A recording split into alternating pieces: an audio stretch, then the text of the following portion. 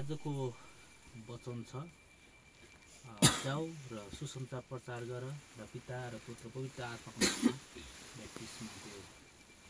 त्यो विषयमा चाहिँ हामी आज वचन दिनेछौँ। मत्ती 28:19-20बाट हामी दिनेछौँ र हामी रोमी पुस्तकबाट हेर्नेछौँ। सबैजनाले बाइबल खोलौँ। मत्ती 28 यहाँ बाइबलले तपाईँ र मलाई स्पष्ट रूपमा भन्ना छ अनि जाऊ सुसमाचार प्रचार गर र पिता र पुत्र पवित्र आत्माको नाममा बप्तिस्मा दिऊ।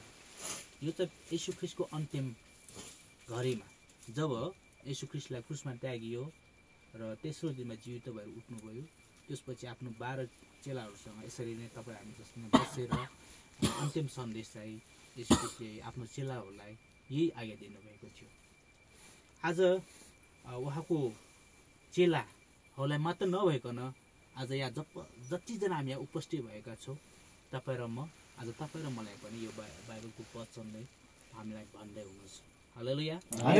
आज भन्दा 2000 वर्ष अगाडि येशू ख्रीष्टले आफ्नो चेलाहरूलाई भन्दै हुनुहुन्थ्यो भने आज भन्दा 2000 वर्ष पछाडि उहाँको वचनद्वारा पवित्र आत्माको नेतृत्व र उहाँको वचनद्वारा चाहिँ तपाईँ र मलाई चाहिँ सिकाउँदै हुनुहुन्छ। के तपाईँ हामी मजदुर छौँ त उहाँको वचन सुन्नलाई?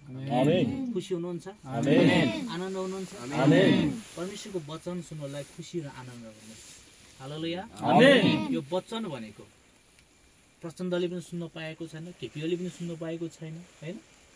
ठुला ठुला मान्छेहरू पनि सुन्न पाएको छैन। पूर्ण रूपमा उहाँहरू नास्तिक भएर गइरहेको छ। आज स्वर्गमा बस्नुहुने परमप्रभु परमेश्वरको वचन आज तपाईँ र मैले सुन्न पाएको छ। हालेलुया। आज मलाई 2000 वर्ष अगाडि येशू ख्रीष्ट संसारमा आउनुभएको थियो। उहाँले धनीहरूले ठुल्ठुलो मान्छेहरू, ठुल्ठुलो नेताहरूले, शास्त्री फरिसीहरूले उहाँलाई चिनेन। कसले चिने त्यो उहाँले येशू ख्रीष्टलाई? येशू नै ख्रीष्ट हुनुहुन्छ भने उहाँको चेलाहरूले जसले माछा मार्ने, कर उठाउने, पापी, हामी जस्तो गरिब, हामी जस्तो पिछडिएका जनजातिहरूले येशू ख्रीष्टलाई चिने। हालेलुया। किनभने येशू ख्रीष्टको वचन चाहिँ यस्तो व्यक्तिहरूको लागि थियो कि जो धनी गरिब सबैको लागि थियो। तर धनीहरूले उहाँलाई चिन्न सकेन, तर गरिबहरूले उहाँलाई चिने। आज संसारमा सर्वत्र चाहिँ कोद्वारा फैलियो त? धनीद्वारा फैलियो त? त्यही पत्रुस जसको येशू ख्रीष्टको चेला उहीद्वारा चाहिँ संसार अहिले प्रेरितहरूद्वारा चाहिँ संसारमा क्रिस्चियन र येशू ख्रीष्ट र मेरो मुक्ति र प्रभु भनेर विश्वास गरे जातिहरू, परमेश्वरको छोराछोरीहरू भलबारी जस्तै सलकै बदिरहेको छ, हो कि होइन? आज हामी खुसी छौँ। त्यसकारण यहाँ बाइबलको वचन स्पष्ट तपाईँ हामीलाई के भनेको छ भने जाऊ र सुसमाचार प्रचार गर र पिता र पुत्र पवित्र आत्माको नाउँमा बप्तिस्मा दिऊ। यी आज्ञा आज पास्टरलाई मात्र होइन, प्रचारकलाई मात्र होइन, या जतिजना येशू नै ख्रीष्ट हुनुहुन्छ भनेर विश्वास गर्ने सबैको लागि परमेश्वरले सबैलाई समान रूपमा अधिकार साथ हामीलाई जान्नको लागि चाहिँ त्यो अधिकार दिएको छ। हालेलुया। त्यो अधिकार प्रयोग गर्नको लागि तपाईँ म तयार छौँ त?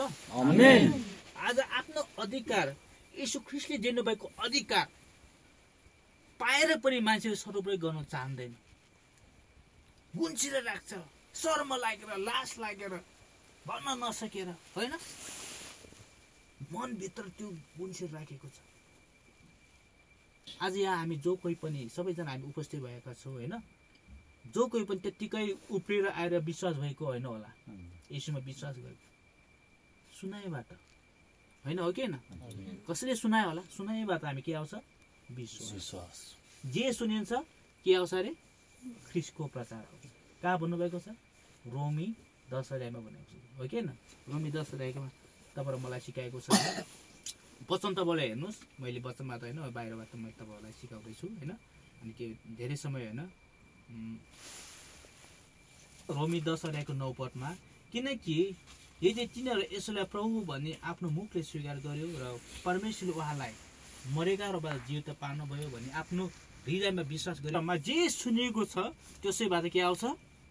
विश्वास आउँछ। जे सुनेको छ त्यसैबाट के आउँछ? ख्रीष्टको प्रचार आउँछ भन्नुभएको छ। हालेलुया। त्यो ख्रीष्टको प्रचार आउनको लागि चाहिँ तपाईँ र म सुनेको छौँ त नि यसो नै ख्रिस्ट हुनुहुन्छ भन्ने हामी सुनेको छौँ नि त नि। यसोले दिनुभएको मत्ती कति 28 को 19 20 मा तपाईँले यसोले दिनुभएको अधिकार तपाईँ मैले प्राप्त गरिसकेपछि हामी यसुबाट हामी त्यो कुरा हामी सुनिसकेपछि जुन पहिलाको मण्डलीहरूले यसुको वचन चाहिँ यसुको मुखबाट सुन्नुभयो हो कि होइन? अहिले तपाईँ र हामी चाहिँ यसुको मुखबाट सुनेको हो त हो?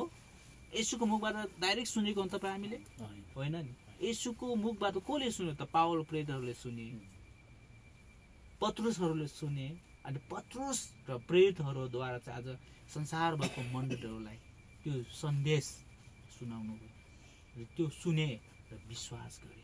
Hallelujah amen. आज तपाईहरू हामी पनि ख्रिस्टका प्रेरितहरू हौं। तपाईँ हामीले सुनाउने कि बस्ने हो?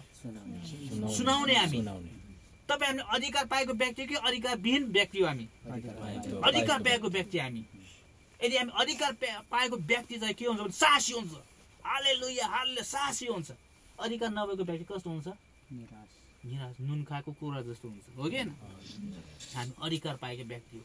त्यसमा कोही दिदीबहिनीहरू पनि नबस्नुहोस्, मलाई प्रार्थना गर्न आउँदैन भने नबस्नुहोस्, दाजुभाइहरू पनि प्रार्थना गर्न आउँदैन भने नबस्नुहोस्, नलजाउनुहोस्।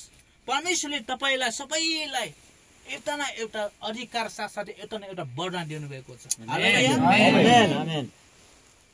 तपाईँ हामीलाई आफूलाई चेमाङ जाति हो भनेर आफूलाई निश्चय पारेर लजाएर बस्न आवश्यकता छैन। हामीलाई ख्रिस्टले हामीलाई महत्त्वपूर्ण अधिकार दिएको छ, सुसमाचार प्रचार गर्ने अधिकार। आज तपाईँ हाम्रो हातहरूमा यस्तो शक्ति छ, तपाईँले नेपालको मन्त्रीहरूलाई पनि उहाँको शिरमा हात राखेर प्रार्थना गर्नलाई अधिकार परमेश्वरले दिनुभएको छ। Hallelujah amen. त्यो अधिकार तपाईँले पाउनु भएको छ। अमेरिकामा पास्टरको हातबाट त्यहाँको राष्ट्रपतिले के लिन्छ? पहिला प्रार्थना उहाँको आशीर्वाद लिएर मात्रै राष्ट्र चलाउँछ।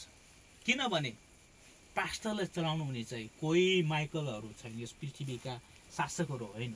पास्टरहरूलाई चलाउने, प्रेरितहरूलाई चलाउने, परमेश्वरको दासहरूलाई चलाउने सिधै स्वर्गबाट परमेश्वरको अधिकार हो। Hallelujah amen. हामी स्वर्गबाट प्राप्त भएको अधिकार हामी प्राप्त भएको हो। त्यसकारण हामी चेपाङ दाजुभाइ दिदीबहिनीहरू, म पनि चेपाङ नै हो, हामी लास लागेर सनमा लागेर बस्नुहोस्, बजारमा बोल्नुहोस्, घाटमा गएर बोल्नुहोस्, आफ्नो चर्चमा बोल्नुहोस्, उभिएर बोल्नुहोस्, वचन दिनुहोस्, प्रचार गर्नुहोस् है। कोही तपाईँको अगाडि लदिरहेछ भने उठाउनुहोस्। तपाईँले पैसा नै सहयोग गर्नुपर्छ भन्ने छैन। तपाईँको अगाडि जो अगाडि आउँछ त्यसलाई तपाईँले उठाउनुहोस्। हामीबाट काम सुरुवात गरौँ, हामी आफैबाट काम सुरुवात गरौँ, अरूबाटको आशा नगरौँ।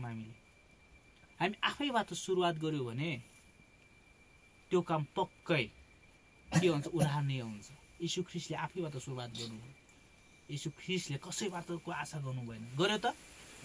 यीशु ख्रिस्ट आफैबाट स्वयं आफैबाट सुरुवात गर्नुभयो। आज तपाईँ र म पनि आफैबाट सुरुवात गर्नुहोस्। तपाईँले यीशु ख्रिस्टको वचन सुनिसकेपछि, विश्वास गरिसकेपछि तपाईँले असल बिउ रोप्ने कामहरू गर्नुहोस्। Hallelujah amen. तपाईँ असल बिउ रोप्ने मान्छे तपाईँ हुनुहुन्छ भने तपाईँ असल जमिन तपाईँ आफै हुनुहुन्छ। Hallelujah amen. तपाईँलाई पालन पोषण गर्ने, कसरी हेरविचार गर्ने, तपाईँलाई कसरी ठिक ठाउँमा राख्नुहुने हाम्रो स्वर्गमा बस्ने हाम्रो परमेश्वर हुनुहुन्छ। उहाँको स्वर्गदूत तपाईँ हामीलाई सबैलाई रखवार गर्नुहुन्छ। Hallelujah amen. त्यसकारण यु गो ए नो, हामी गो के नो, हामी गो जानुपर्छ। जाऊ जाऊ भने बाइबलले भन्नुभएको छ। कुनै पनि ठाउँमा बाइबलले नजाऊ भनेको शब्द छैन। बाइबलले अनुग्रह छ, प्रशस्त छ, जाऊ भनेको छ। फेरि अनुग्रह प्रशस्त छ भने पाप गरेर बस्ने काम होइन। फेरि पापको लागि अनुग्रह होइन, पापको लागि मान्छेले, संसारको मान्छेले के सोच्छ भने हामी स्वतन्त्र पाएका छौँ, बाइबलले भनेर स्वतन्त्र अधिकार पाएको अधिकार छ म भनेर छाती फुलाइदिन्छ। होइन, सत्यको स्वतन्त्र भनेको छ ख्रिस्ट येशूको स्वतन्त्र हो। Hallelujah amen. तपाईँले त्यस्तो स्वतन्त्र भनेर अहिले पनि रक्सी जान खाएर हिँड्नुहुन्छ भने अहिले स्वतन्त्र छैन। अहिले पनि शैतानको बन्धनमा हुनुहुन्छ, अहिले पनि व्यवस्थामा हुनुहुन्छ। त्यो कुरा बुझ्नुहोस् कि म चाहिँ स्वतन्त्र छैन रहेछ है, म त कसैको गुलामीमा छु है भन्नुहोस्। तपाईँलाई यीशु ख्रिस्टले तपाईँलाई संसारमा गुलामी हुनुको लागि तपाईँलाई बोलाउनु भएको त होइन हो? आज हामी शैतानको गुलामी भएको छौँ। रक्सी खाने, जान खाने, रोडमा सुतेर हिँड्ने होइन। हाम्रो चेपाङ दाजुभाइले कति बेला देख्छौँ रोडमा सुतेर हिँड्ने देखाएको छौँ होइन। अरू चेपन दाजुभाइ मागेर हिँडेको चाहिँ म देख्दिनँ, तर रक्सी खाने सुत्ने होइन ठुल्ठुलो कुरा गरेर हिँडेको चाहिँ म देखाएको छु है, यतिसम्म देखाएको छु। त्यो कसको बन्धनमा? शैतानको बन्धनमा छ हो। शैतानको पन्जाबाट उसले खुस्किन सकिरहेको छैन। त्यसलाई खुस्काउनुको लागि, त्यो बन्धनबाट तोड्नुको लागि ऊ एक्लैले सकेका छैन। तपाईँको खाँचो छ, तपाईँ हाम्रो खाँचो। हालेलुया। तपाईँले नै यो ठिक छैन बुवा, यो ठिक छैन दाइ, यो ठिक छैन बहिनी, यो ठिक छैन भाइ नानी बाबुहरू, तपाईँ हामीले नभनेको, तपाईँ हामीले नसुनाएको कसले सुनाउने त? सुनाउने मान्छे छ त? संसारमा स्वतन्त्र असल वातावरणमा सिकाउने मान्छे कोही छैन, कोही छ त? छैन नि। हामी बजार क्षेत्रमा हामी बस्ने मान्छेलाई थाहा छ, बजार क्षेत्रमा सबै कम्पिटिसनको मान्छेहरू छन्, क्रिस्चियनहरू पनि।